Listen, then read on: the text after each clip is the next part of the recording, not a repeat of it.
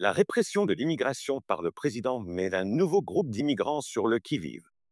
Certains, autrefois protégés par le programme de libération conditionnelle humanitaire sous le mandat du président Biden, font face à une déportation potentielle.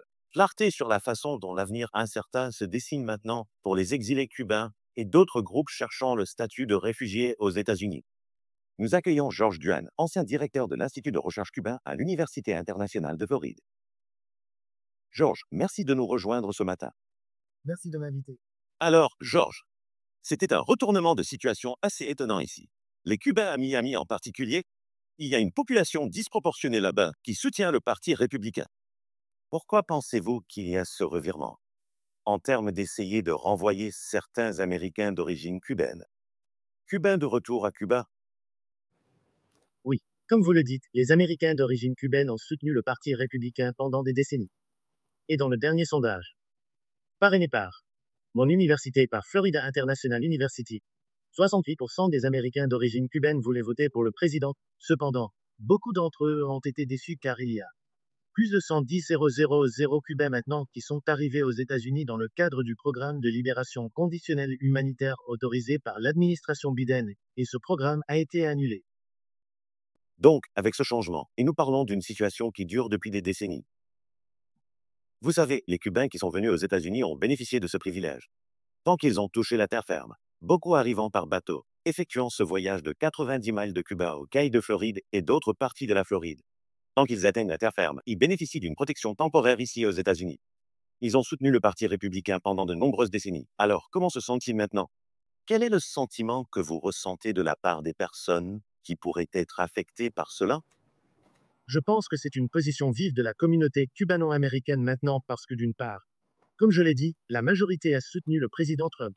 D'autre part, ils ont aussi soutenu le programme de libération conditionnelle et leurs droits et avantages dans ce pays depuis la guerre froide sont maintenant menacés parce que même s'il y a une loi, la loi d'ajustement cubain, qui a été approuvée en 1966 et qui permet à Cuba de rester dans le pays après 1 an et 1 jour de résidence ici.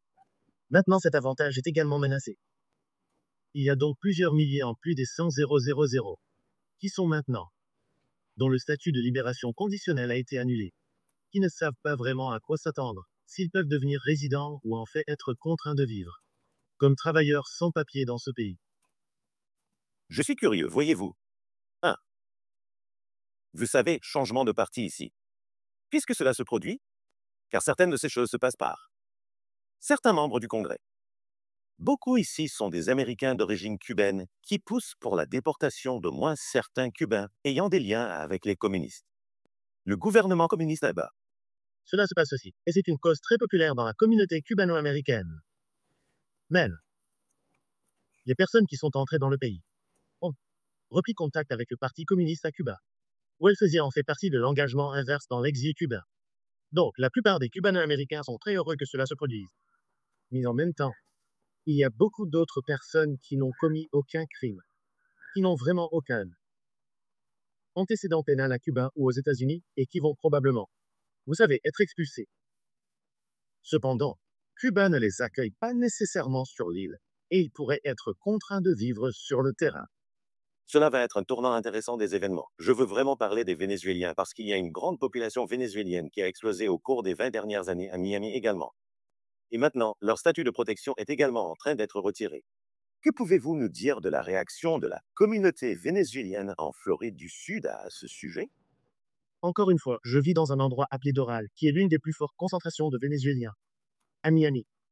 Et encore, vous pouvez voir la peur et l'inquiétude parmi de nombreux Américains vénézuéliens qui, si le statut actuel est révoqué, devront retourner au Venezuela, qui est à nouveau un pays très difficile à vivre, surtout si vous êtes en désaccord avec le gouvernement Maduro.